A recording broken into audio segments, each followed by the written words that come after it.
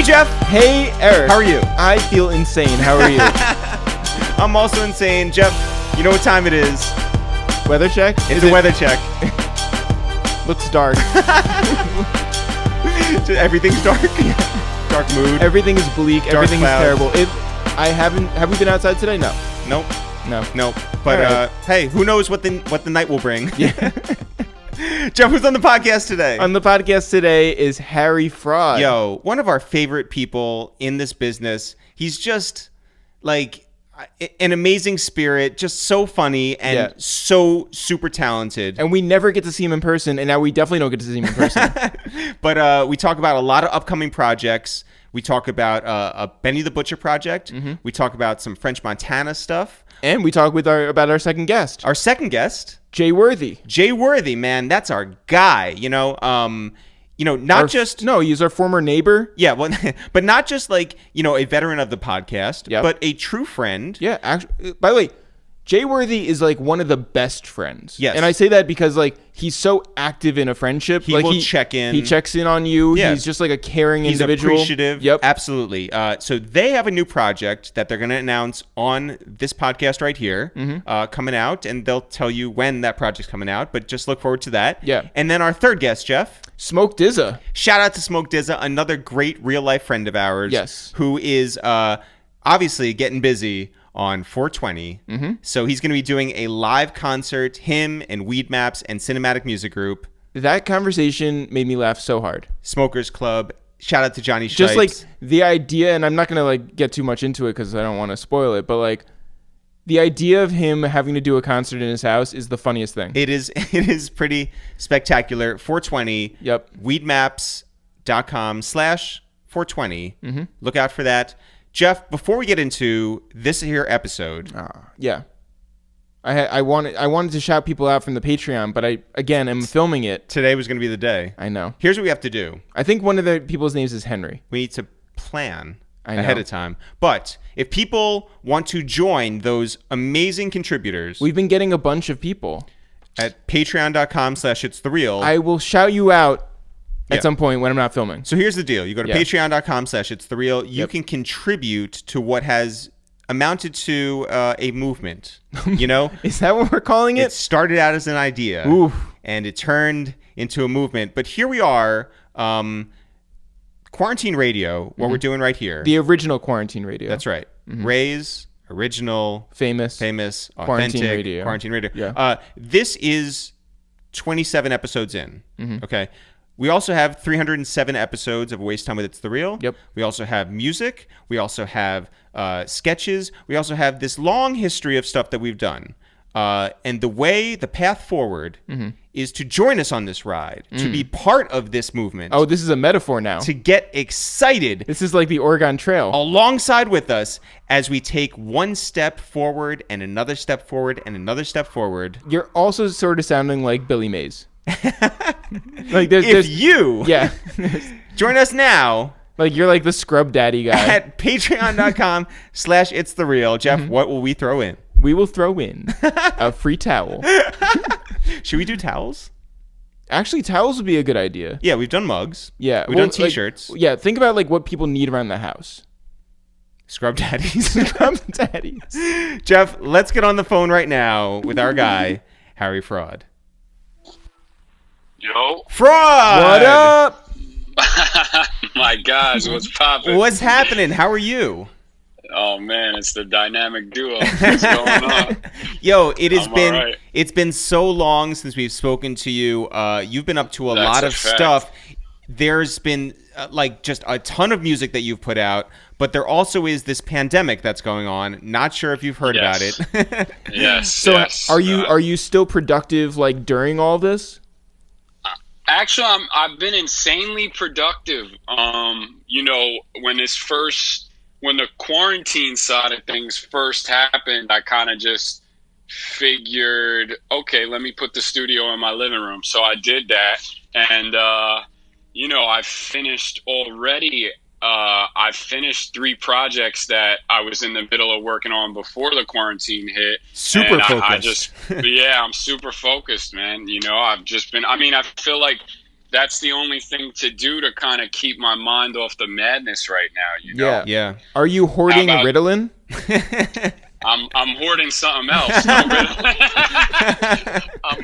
I'm hoarding the green Ritalin. Yo, Fraud, how does the setup work in your living room, and how does everything sound? Well, it's crazy. The setup works in the sense of I took the computer, kind of set it up with my Pro Tools rig. I already had a mobile rig that I would travel with that I recorded most of Action Bronson's last album on. Shit. So I had already kind of like built a good mobile rig, and then I set that up in the corner and just wired it to the big flat screen that I had on the wall. So that became my computer monitor. Awesome. And then I just had to get a set of speakers over here, which I have fucking 2 storage units full of studio equipment. So that was fine. I just had to go dig in there for a pair of speakers that would be good for the house, but not, make my neighbors hate me more than they already do. So, that's where I'm at with it. That's been a big concern, like, around here, too. Like, it's funny because Sonos sent us some new stuff to set up. They're great. And that shit gets loud, right? And yeah, and the sub works nice. And then I was about to say it has the Sonos. Their bass is almost too good for that. So it's like, are we gonna piss the neighbors off who are sitting at home 24 hours a day now? And the answer is not yet. Well, the answer is I don't care. Yeah. That's the real answer. I mean, I'm kind of in that boat too. Of like, this is what we got to do. This is our business, and everybody's working at home. It just so happens that our business is a little louder. And you guys, I mean, shit, I remember pulling up to your fucking apartment however many years ago that was, and just being like, oh, these guys are really doing this out of the crib. Okay, and then we moved. So we have a spot. Yeah, we have a spot that's actually like 5 blocks away from the old spot, but it's much bigger. It's a better. Yeah. We have a separate kitchen, which is nice. Yeah, we ran into Jim Jones uptown after we moved, and he was like, "Oh, y'all don't live in the kitchen no more?" We're like, "No, but thanks." Yeah. That's funny. Fraud, when you're mixing your records and you're listening to them back, obviously, like, you can listen on the speakers that you got with your new setup in the living room. You can also go to headphones. But do you get in a car also and like drive around these days and listen to mixes? Not these days necessarily. I do have the car parked outside, so I did go when we finalized this Jay Worthy EP that we're putting out May 1st. That's kind of the first. Yeah, I'm going to roll out like 5 EPs this year, and that's kind of the first one. But I did go when we finalized it to listen to the master, but I literally just turned on the car outside, listened to it, and came back inside. I didn't really drive around too much.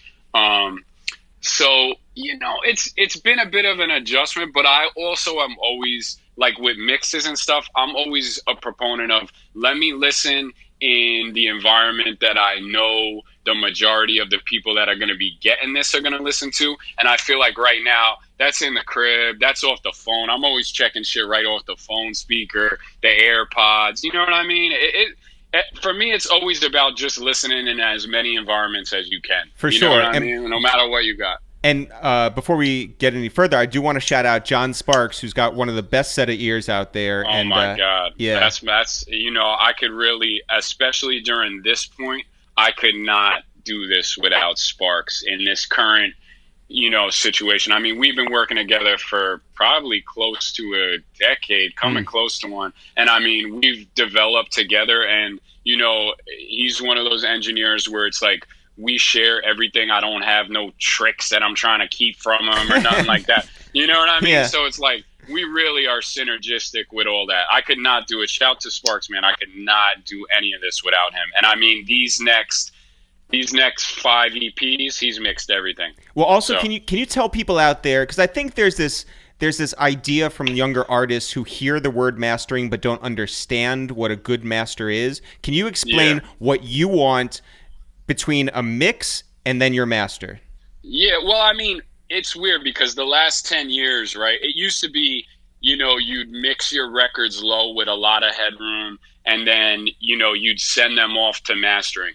But how things have gotten now, everybody is using what they call a brick wall limiter on all their mixes from jump, and everything has become so loud, and unfortunately there's less dynamics going on in the mix. Yeah. But what I really want is, I mix super loud with John, and when we get to the mastering stage, the word I use with him is warmth, and it's just about getting that little bit of warmth and also balancing things track to track, you know what I mean? And making sure that everything kind of has that gloss over it that connects it to each other. You know what I mean? So it's less involving in the last kind of decade or so. Like, you know, my man Jason Joshua, he'll always say, like, when he send the record out, the mastering guys either love or hate him, because they don't really got to do shit. You know what I mean? It's already, that thing is slammed, you know, and we're kind of in the same, we're moving in the same direction with everything, you know? So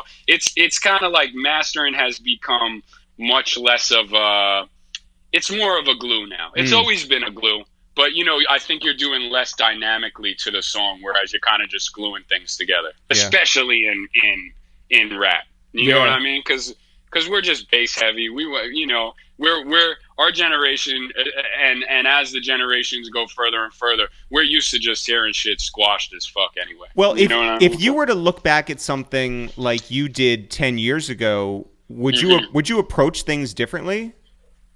I'm one of those people. If I look at something I did 10 minutes ago, I would approach it differently. Wow. You know what I mean? I'm that type of artist. Whereas art, you gotta take it out of my hands. You know what I mean? It's never done. Yeah. You know what I mean? I'll just paint and paint and paint until there's nothing left. You know what I mean? So I really am somebody that once I kind of deliver the baby, it's yours. I don't want to see the baby again. I'm not one of those guys that goes and just listens to only my music. It's pretty much the opposite. I'm listening to music that I'm working on, in the middle of working on, and then I'm tuned into whatever else I like out there right now. Well, what are you listening to right now?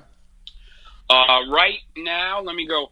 I'm doing Tame Impala's new album. Great. Wow. Both the Uzi albums are great. I'm fucking, that Uzi and Chief Keef. I'm like in love with that. Yeah. You know what I mean? Roddy's album was dope. Fire.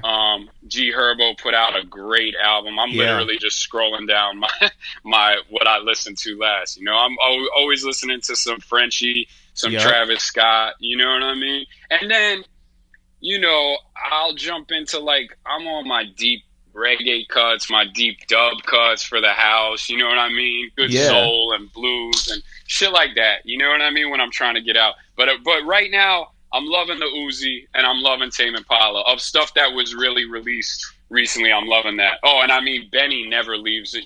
Plugs I Met never leaves.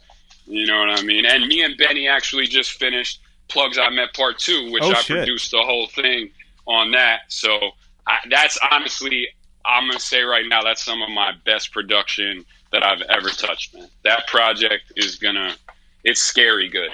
It's scary good. Is there like a scary good? Yeah, well, yeah. I mean, both of you guys. Is there a calendar date that you guys are aiming towards? Have you guys gotten that far? It's done. I mean, it's mixed, mastered, spark. I mean, we had a timeline, and I had a complete. That's where I've had to be a little go with the flow, because I had a completely different timeline for this year, and when this whole thing popped off. No one really knows what to make of anything right now. So I think everybody's just feeling it out. But I'll tell people right now, when that Plugs 2 drops, oh man, it's over. Nobody better drop no album that week, man. Cause I'm telling you, this is, Benny, I don't got to tell y'all, Benny is he's the truth. He is the truth, and he's really the truth. And working with him, and we did everything together in person, nothing sent. And working with him, I tell him all the time, he gives me that feeling that Chinks used to give me, where it's like they're such technicians, they're so thoughtful, and that he's really not wasting a fucking word when he writes. You know what I mean? And absolutely. And, it's amazing, man. He's He's really great. The whole Griselda, man, you know, obviously it's been said a million times. I don't got to say it, but what they're bringing to the game right now, but I will say it because it deserves to be said. What them kids are bringing to the game right now was so necessary. So necessary. And for me, I'm seeing all these other rappers, you know, they're inspiring guys to get back to their pen. You know what I mean? And I feel like for so long it was like motherfuckers was scared to even say they wrote a word down because that wasn't cool. You know what I mean? And it's like they really, you know, I can't commend those guys enough, man. I can't. Go ahead. No, sorry. I mean, like it's just so crazy that like they have become the face of lyricism. I mean, like there have been other lyricists, but it doesn't feel the same as when it came from Griselda and like the whole movement. They're not corny. Yeah, They're not corny though. Yeah, you know what I mean? Like meaning they not out here trying to be the lyrical miracle spiritual. They're just being themselves. Yeah, and that's why it's working. And I think that's what a lot of artists lose is, you know, you get in the game.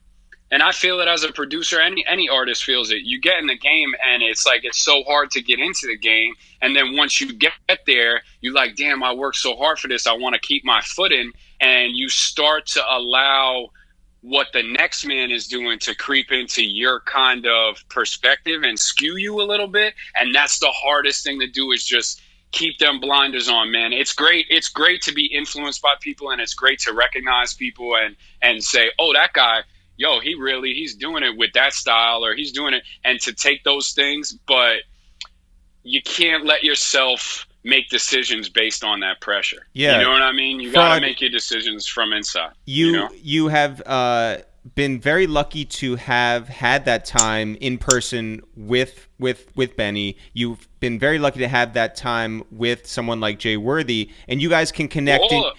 And you can put that into motion because of the atmosphere that you guys have in one room.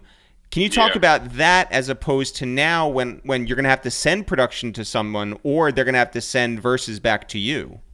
Mm-hmm. Well, it's funny because I can't announce this one yet, but I'm working with an artist from New York right now that's, you know, a well-known guy, and people have always wanted us to work together. And we're sending the stuff back and forth, obviously out of necessity. And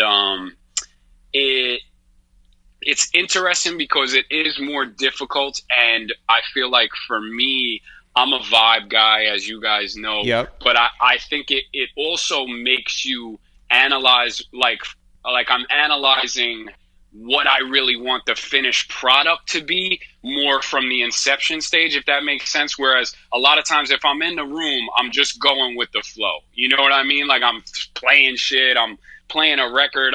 I know we got nothing but time and to just kind of shoot the shit and figure our way down the path. Whereas with this, it's more, okay, what do I want the final product to be? And how do I plant the exact seeds that are going to grow those trees? Right. You know what I mean? It forces you to be more direct as opposed to, you know, like, as opposed to like, you know, you shoot, sort of like in the air and see where it lands, you know, but now you have to just like, And you could try more when you're sitting in the studio. Like, you know, I tell every artist I work with, like, look, let's try everything. Nothing has to come out that we don't want to come out. You feel like coming in and doing a reggaeton song today, let's do it. You know what I mean? Like I'm with it because you never know what you're going to stumble on. And you also never know what that good open energy is going to lead to.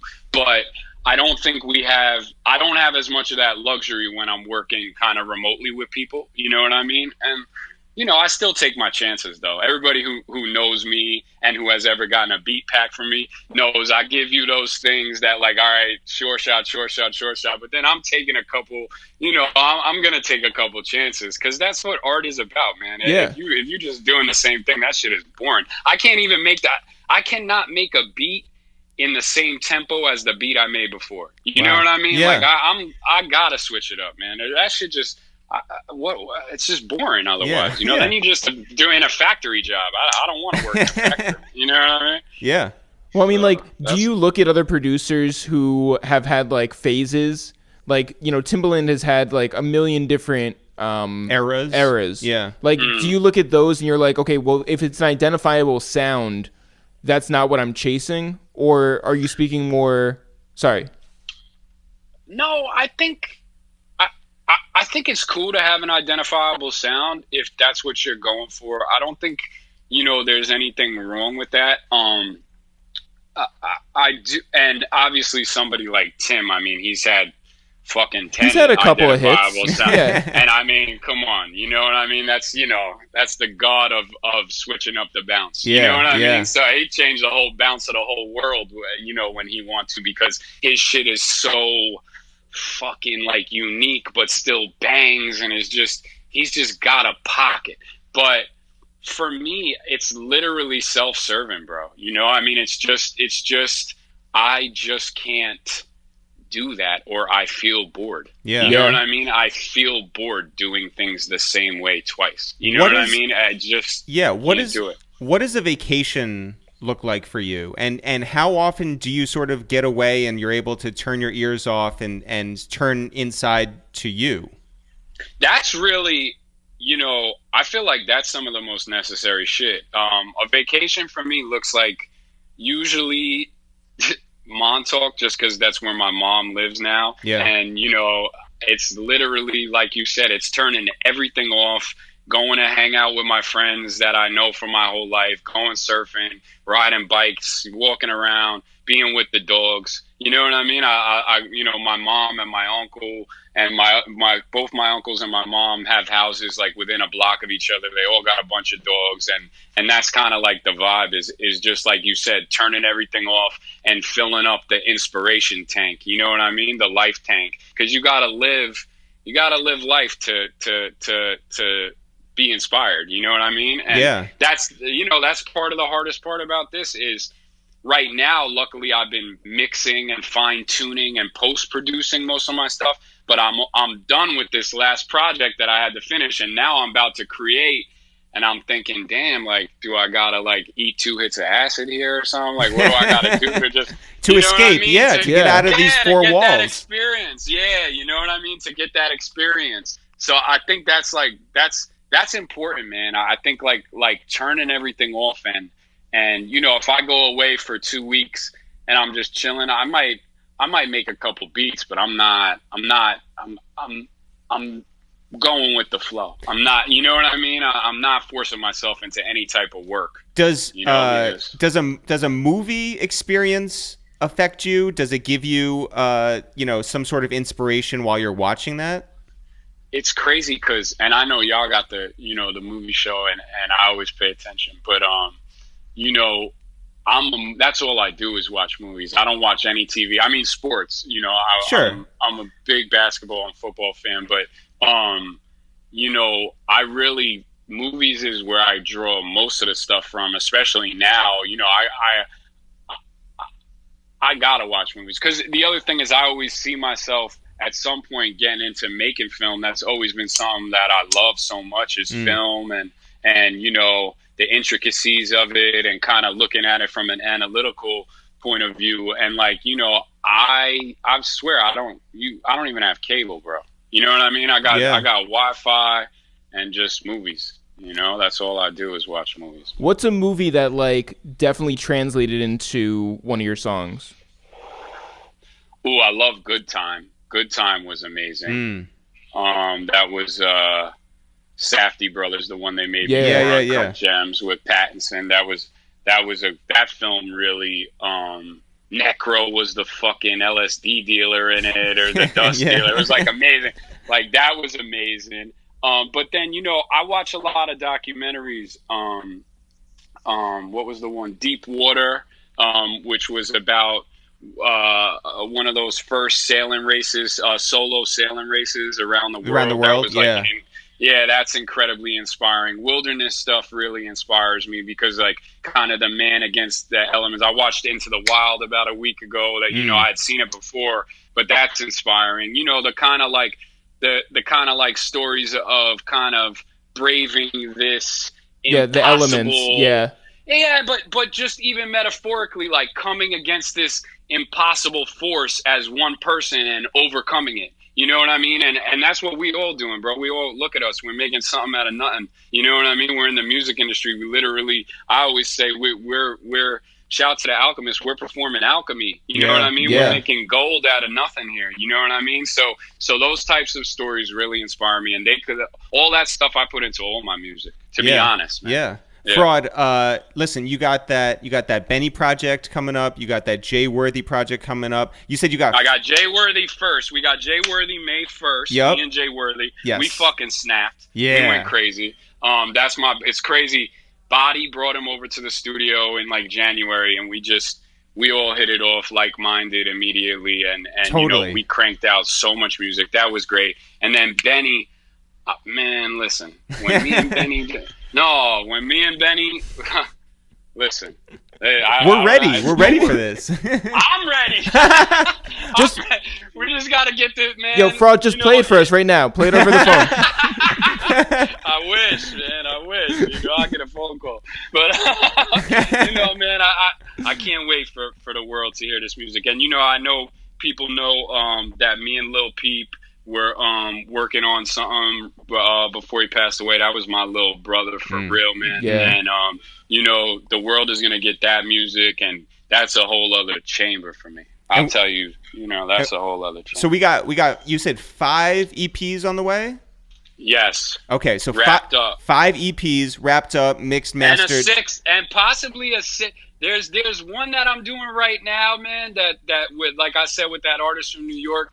That if we just finish it, we talking like we just gonna put it out, and that's gonna shock people. Wait. How's the chemistry between you guys, just like in person? Who? You and the mystery New York artist. Man, I don't even want to get into that. Okay. But I do. Before we let you go. We have to know, and we've heard so much that there's new French and new French and new French. Do you know anything about some new French? Yo, French is so focused right now. I'll tell you. I mean, it's like that's why I like to let him. Of course. Kind of, because he's so focused, and I hope you guys will speak to him. Yeah. The music that he's making right now is really, really good, man. He's locked the fuck in. He's dangerous. That's what I say to him. Like, I always say it to him, like, when you're this focused, you are a fucking dangerous guy, because French can pick the biggest record, but also make that record that touch your soul. It's like he's a dangerous guy, man. He's so talented. You know what I mean? He's so talented. These are dangerous times, so we're ready for some dangerous music. He got a single coming out Friday. Shit. He got a single. Yeah, French got a new single coming out Friday. Play that on the phone right now. Fraud, you are the fucking best. We love you. Take care of yourself out there. Love, guys. Love. Y'all do the same, man. All right, do the same, man. Send me some good movies to watch. We will for sure. Yeah. We'll be checking in, all right? Some good shit to watch. My brothers. Appreciate y'all. Jeff, let's get on the phone with our friend from the Northwest, Jay Worthy. All right. Yo. Jay Worthy! What up? Hey! Yo, what's happening? What's happening, brothers? How you living? I'm quarantined. I'm living. I'm getting through all this shit, man. But you know what I mean. It is what it is. You feel me? It is what it is. So wait, you started off. Everybody was getting quarantined here in New York. New York was shut down, and you were like, fuck that. I'm going to make a run for the border. And also, you did hit us up and ask us if we wanted to come with you. Yeah, you did. Yeah, I did, because shit was getting real. Like, so half of my family most of them are in LA. Yeah. Right? Yeah. So, pops, stepsisters, yep. all them, they all stayed in LA. They're all out there. She's got the baby on the way. That's that situation. My mom is all by herself out here in Vancouver. I had to do what was right for the family, so I came out here.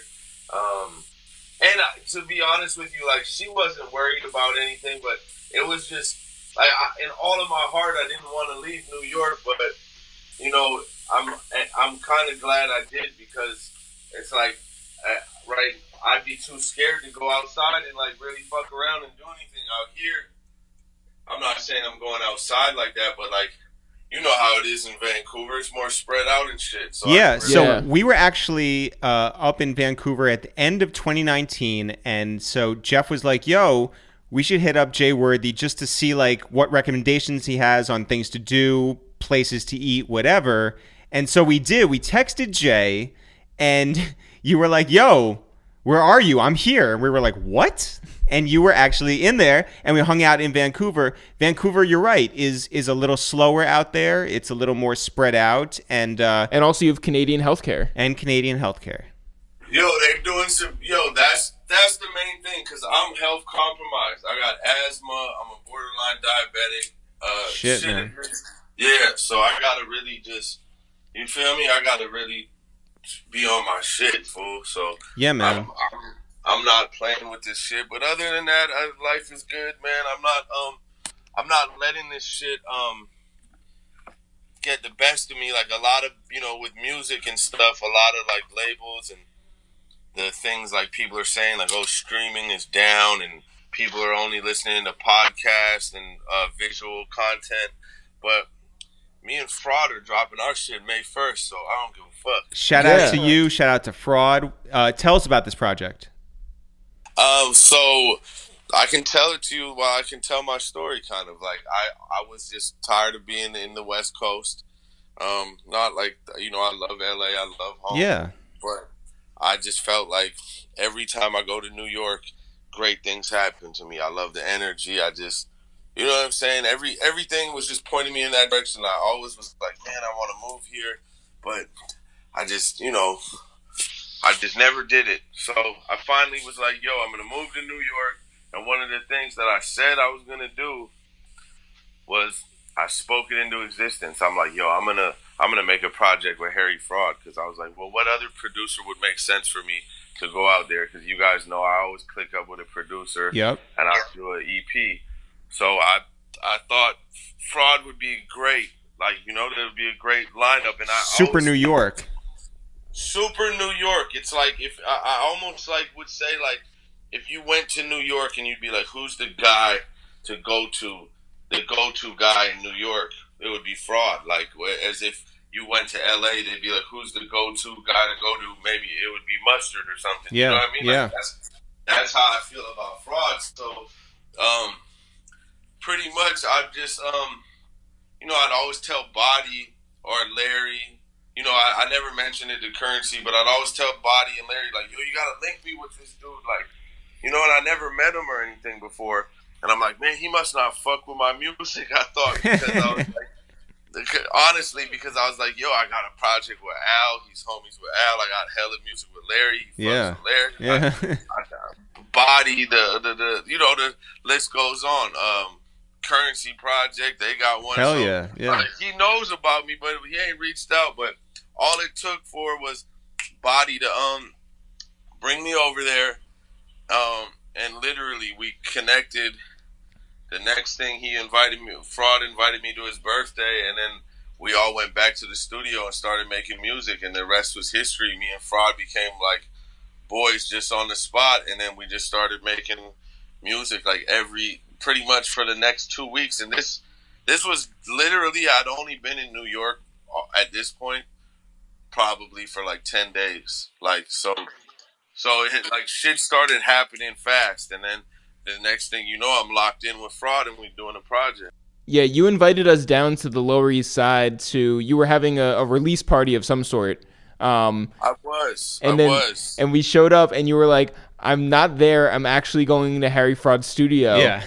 And I was so happy for you, and I was happy also that I could go home. Yeah. Because you know what? That was like literally, that was the day, the next day, everything got shut down. Everything got shut down. So that was like the last day of going out for New York City for everyone around the world. Probably. Legit, that was yeah. the last day. Yeah. Yeah. So, well, what was the vibe like in the studio with you and French and Fraud?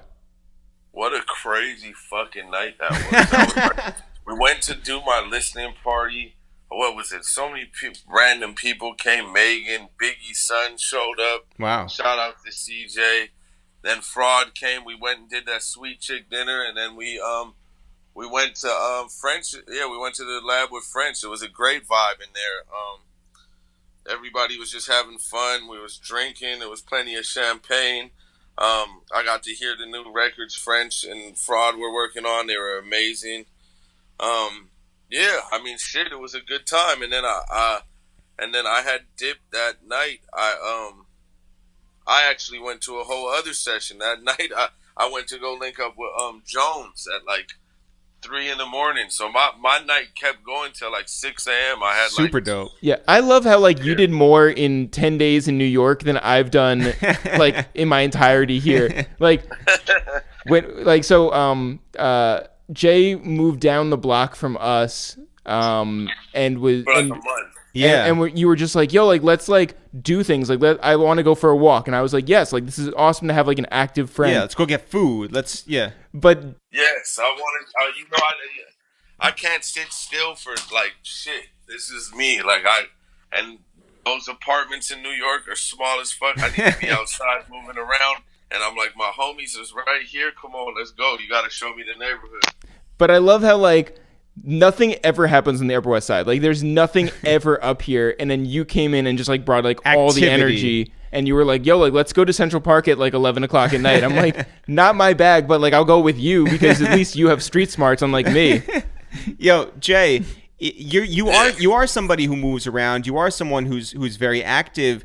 How do you operate in this new world that we're living in, where it like calls for you to be still and calls for you to like just like be away from any action? Yeah, take a step back. Well, look. So my homie, he who lived with me in New York, he's from out here, so he came back. So we were able to quarantine together. So pretty much I just kick it with him, but. You know, we got bikes out here, so we go bike riding. We got. They've been taking down all the basketball courts, so we've been trying to like every day is like a mission. We'll go out and try to find like a court that still has hoops up. So you know what I mean, like. And then I got Sean out here, which I still see, so I'm able. Hell to yeah! get into shouts to Sean. London Drugs. Yes. So. It's changed, but not that bad actually for what I do when I'm out on this side. Anyways, I don't really see anybody but Sean and my homie Simon. So it kind of it's not that bad for me, to be honest with you. It's kind of just like, all right, cool. It's the same shit. Just stores aren't open. Wait, Jay, paint the picture of like what's happening right now. What are you making in the kitchen? I'm fucking cleaning my dishwasher is already full, and I've been too lazy to take. I can't tell if it's full. I can't tell if it's clean or dirty. I can't tell if this is clean or dirty dishes. I feel like that's a metaphor. I'm about to do my dishes though. That's about it. I ain't got nothing. I've been eating horrible though. Like I don't cook, so. This has been kind of a problem for me, you know. I bet. And in New York, you know, not cooking is normal. You just go out and eat, and there's plenty of shit everywhere. Or you get seamless delivery, yeah. So you know, different situation like, now. yeah. But you know, I've been getting a little some home cooked plates, and I'll go pick them up if mom's is cooking. She'll leave me some shit. I don't even like to go near her during these times. Yeah. So right. Yeah. Feel me? I'm like, yo, leave that shit outside of the garage, and I just come pick it up, be like that, and you know what I'm saying, in a paper plate, and keep it pushing. Yeah. Well, one of the fascinating things that you told us was that there's a town that's not like it's part of Washington in the States, but it's also but it's also like you have to go through Canada to get to it. Yes. It's called Point Roberts. It's crazy. It is. It's the weirdest shit. You can only get to it from U.S. to U.S. by boat, but you can access it on land only from Vancouver. And you were saying that that's like where like witness protection people might like live. yeah. Like you'll see fucking. It's just funny. Like you just like you go to the gas station and it'll just be some snitch over there that just made it from fucking New Jersey. Got like a crazy ass New Jersey accent. Who's like 65 years old. And you're like, it was probably like a snitch from the mob or something like that. Yo, I don't know. It's tricky, but that's what I heard. You know what I mean? That's what I heard. That's because it makes sense. You can't even really access. You can't access it except by boat. So I guess that's the safest place for a snitch. Jay, you're part of this era that is like post blog era and over the last like 5-7 years, and a big part of that was Yams, and we've talked about Yams with you on your full episode of A Waste of Time with It's the Real. But also from that comes this whole tree of talent, and unfortunately recently we lost a bright light from that family, and that was Chynna, who I know you were close with. And can you just talk about that loss and what she meant to this world? Well, Chynna, like, for real, is like one of the like sweetest people I ever met, man. Like, she just light up a whole room. Like, her energy, just the way she was just really genuine, man. Like, that was Dash's girlfriend. That's how I met her. When I had first moved, I moved to New York one other time when I had first dropped active with Fool's Gold. And the first time I met Chynna was her and Dash came over to my house or my apartment in Soho. And that's how I got to know her the first time. And since then, we were locked in forever. And she just was genuine, man. She would just like, she would call me out of nowhere and just check up on me, like, "Yo, you good?" Or I would drop something, and like you would, a lot of the time you drop something and you send it to people, like, "Yo, post this for me," like, she would just all of a sudden get a mention in the story or just whatever, and she'd just be there supporting it. Like, she was just a super good, genuine person, and that's my personal experience. And just how I would like to, talk about her in that light is that she was just super solid, genuine, like a real good friend. But to the world, we lost a great MC. Like, she's probably one of my favorite female MCs. Like, she could I always tell her, like, "Yo, you could out rap any nigga. Like, you was ill. Like, you could really rap. Like, not that females can't rap, but she had the aggression. Like, she could spit bars. Like, I really fucked with her shit. And she was hella talented. And it's sad that happened, man. Yeah, very sad. Well, what is it like to process grief, like, so far from everything? Like, does it feel present within you, or is it like that you're able to be removed from it because you're away? It's fucked up with this time. Like, like you can't even like what's going on like right now. Like, you can't even go, like, you can't more, like, it's crazy. You can't see your people that you would want to like grieve with and mourn with. And, it's like everything is done on a phone call and on the phone and Instagram. Like, I don't like that shit, man. Like, I'm a people person, so it's fucked up. I think like this shit is a crazy time. Like, you know what I mean? You can't even have a proper, a proper mourning period. Yeah. That's how I feel about it.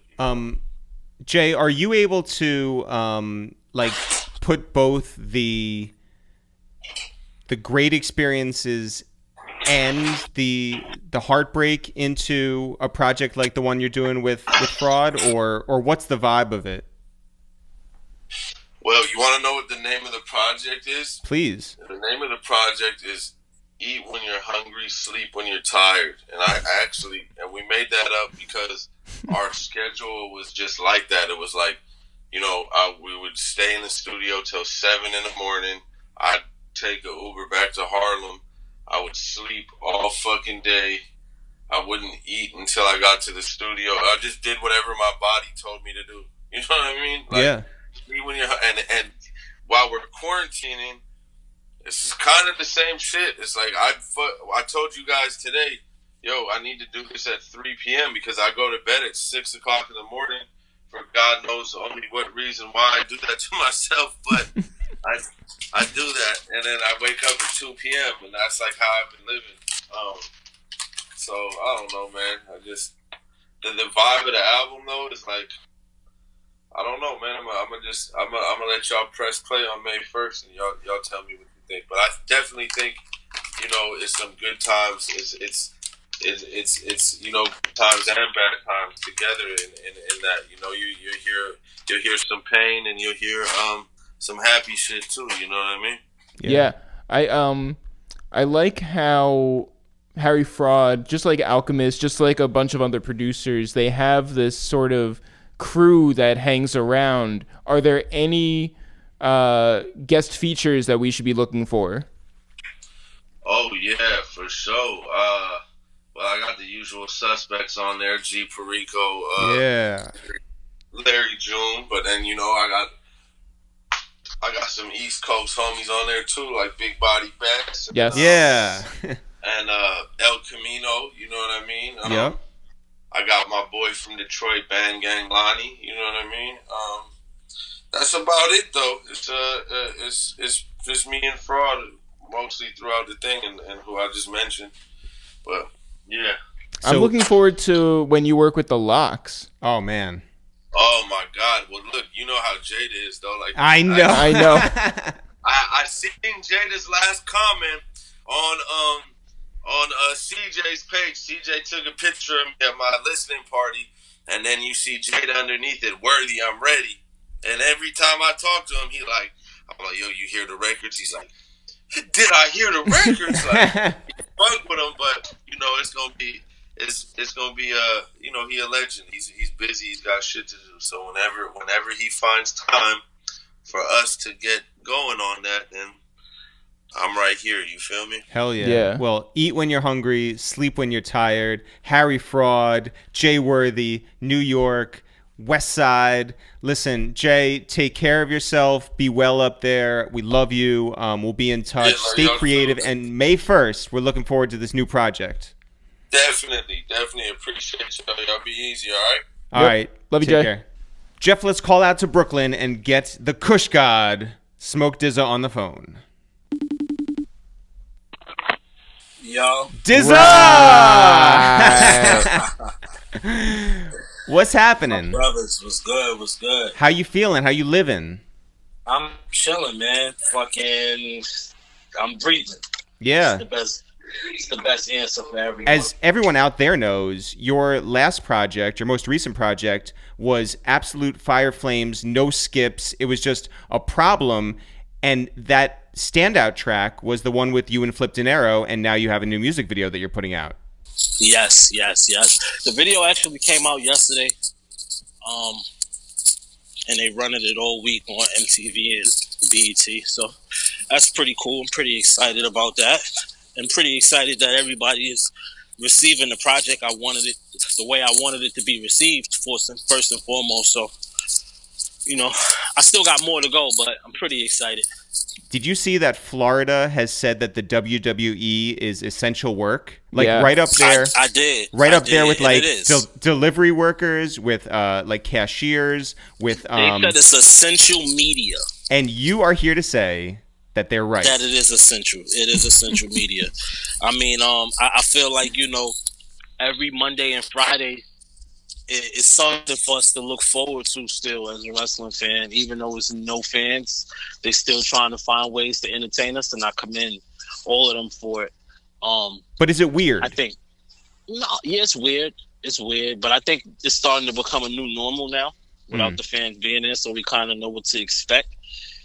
But everybody is trying to entertain the same way how I sometimes feel Instagram Live is weird because I'm just like looking into my camera and I'm talking to people that's like typing to me. So that's just like, that whole concept it used to be weird for me. So, I can get used to watching wrestlers wrestle without the crowd. Have you seen The Tiger King on Netflix? No, I haven't. You're like the one person who has not. You haven't heard anything about this, or you're taking a stand? I've heard about it, bits and pieces, but I'm a bit indifferent. I don't think I care about it too much. Mm-hmm. I don't care if she fed her husband to the tiger. I don't fucking care if Shaq was friends with him. I don't give a fuck. I just want this shit to be over. Quarantine is not gonna have me watching shit that I ain't been watching. Well, I'm interested in the people who have like this desire to have big cats as pets, because I don't get it. I love it. You do? No, I would never own one, but okay. I love the idea of people who are just like, you want to know what? Fuck it. I need like a leopard in my house. DZA, have you been in people's homes who have exotic animals? Do I know anyone, you said? Yeah, have you been in any homes where you've passed by a monkey or passed by a tiger? Or a giant snake? I mean, back in the days, I feel like people used to have more exotic pets like iguanas and shit. Yeah. House. And I think that's as far as I can take it back, like fucking the iguana. Yeah, I feel like every couple of years there used to be a story out of Harlem where it'd be like somebody has just like anacondas, and several of them, and just release them because they passed away, or try to flush them down the toilet or something. Yeah, like dude in Drew Hamilton that had the fucking lions and shit. Yo, that's fucked up. That's fucked up. I mean, I don't understand. I don't understand the fetish with having these exotic animals in apartment buildings. Yep. But I mean, to each his own. Some people will just come up from kids and they like animals and they like them enough that they want to store them in the house. So if it works for them, hey. Okay, so DZA has not seen Tiger King on Netflix. That's fine, but right, you do seem to know a lot about the conversation that's gone on online about it. Did you see that right after pretty much everybody saw it? It was probably a week after it debuted. There was a clip that came out that showed Joe Exotic, who's the main guy in this thing, saying that he deserved to say the N-word just like anybody else.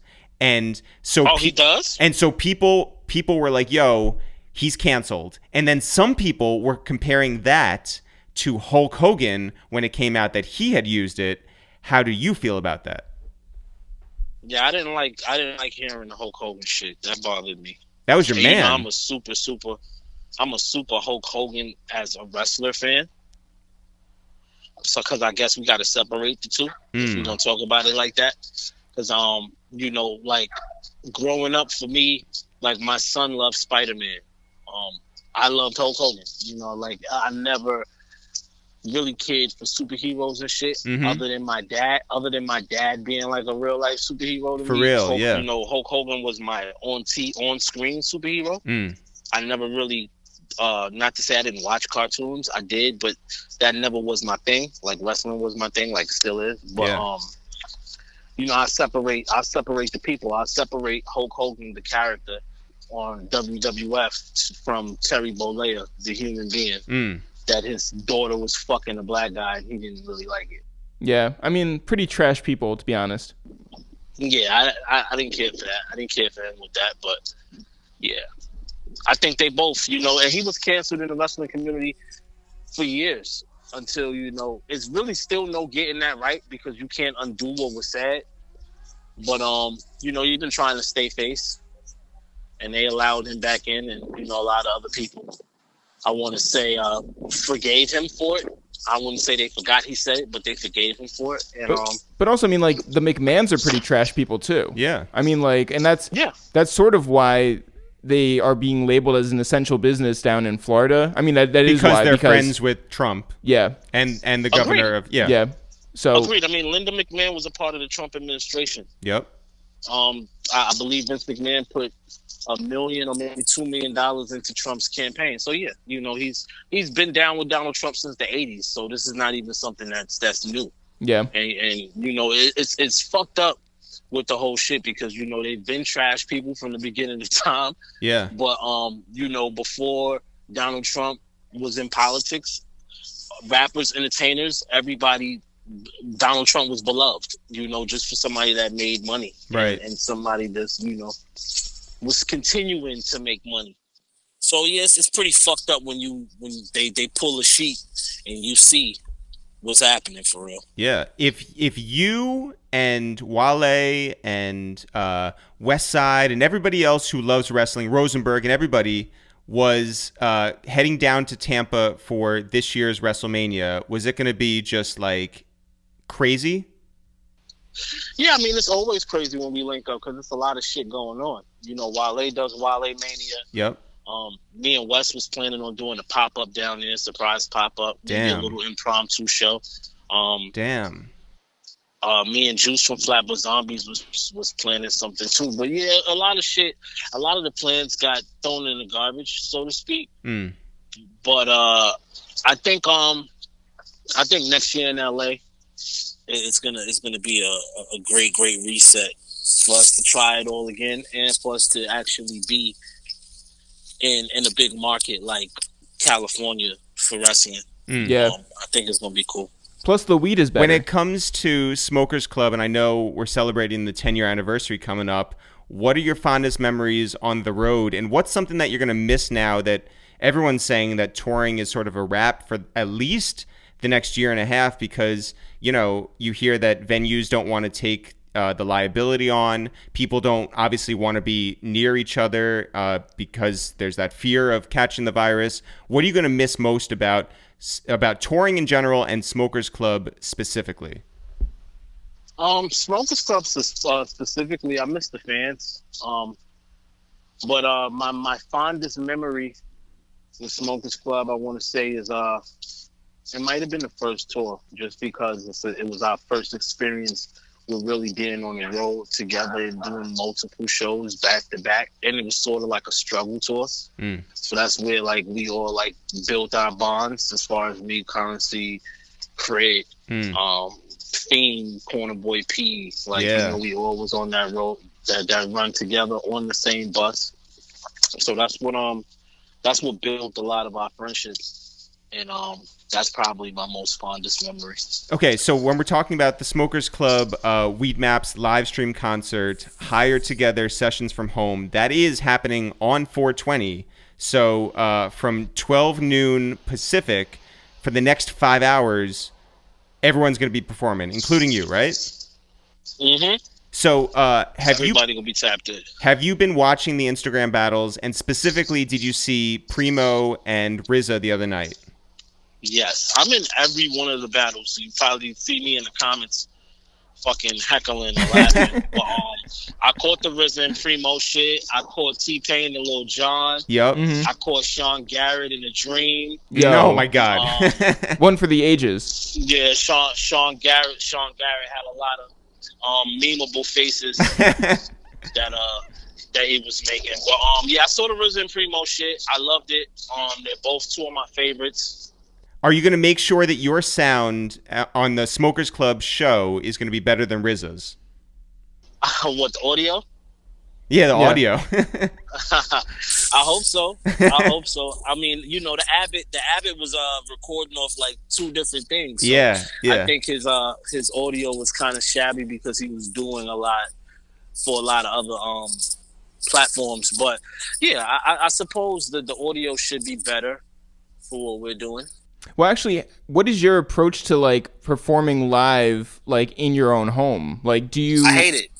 But like, what are you gonna do? Are you gonna be like on the couch? But this is like wrestling without fans, you know? Yo, dudes, I have no idea how the fuck this is gonna play out. I don't know if I'm like gonna have like a mic, or if I'm gonna like have an imaginary mic, like if I'm in front of the mirror and nobody's there. I don't know what the fuck this shit is gonna be. Well, do you have a mic within your like house? I don't. I mean, I would probably have to fucking order a mic from fucking Guitar Center or G&H or some shit. Essential. I mean, it's you've got a few days. Yeah. You don't have many days, but you have a few days to get a mic. So what's today's date? Today is the 14th. 14th. Oh man, it's like 6 days. I know. Yeah. I feel like you've got to get your shit together. Like, do you know what you're gonna wear? I have no I don't know I don't even know what the fuck this is, bro. I don't know what I'm wearing, what I'm saying. I have no idea. I have no desire to fucking be a virtual performer.